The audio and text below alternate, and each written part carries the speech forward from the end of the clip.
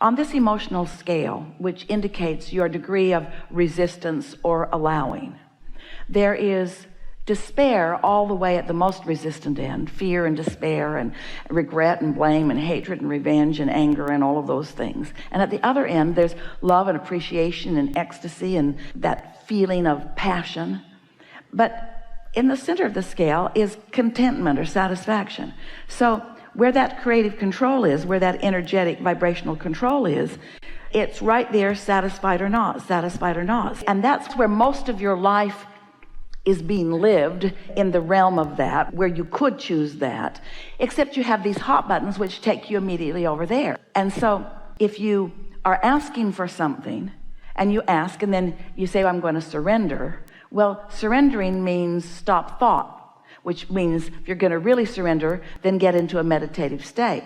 But we don't want you to be in a meditative state more than about 20 minutes a day. We want you to be in a awake state, in control of your vibration, which means look for satisfying things, of which there are so many.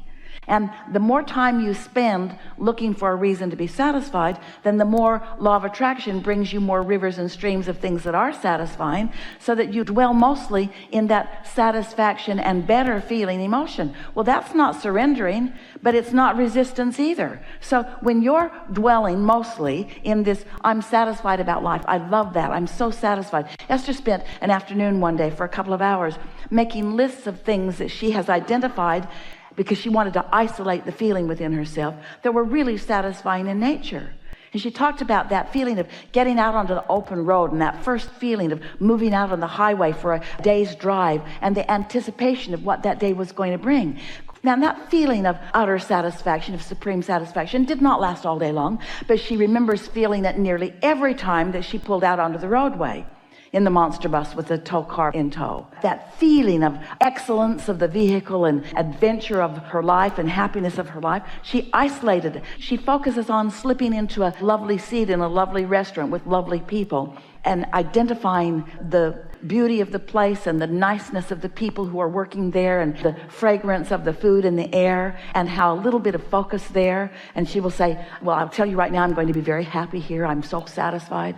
Or slipping into an airline seat and putting her pillow behind her neck and getting really comfortable and acknowledging how satisfied she is. You have to identify and isolate that feeling.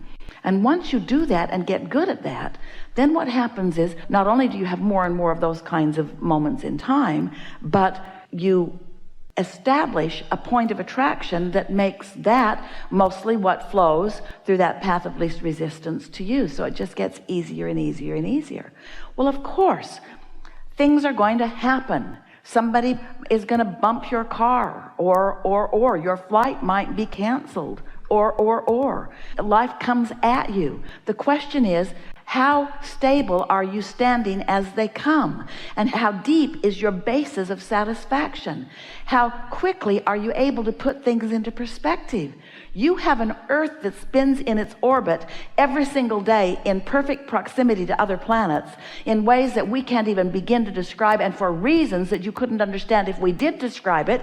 That would need to be the only thing that you focus on, that would give you reason, substantial, validated reason to feel satisfaction, and yet it's not something that comes up in your mind very often.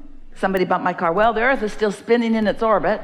That's usually not where you go. But you could look at the overview of your life experience, and you could acknowledge the well-being that is dominant. No matter what's going on, well-being is dominant.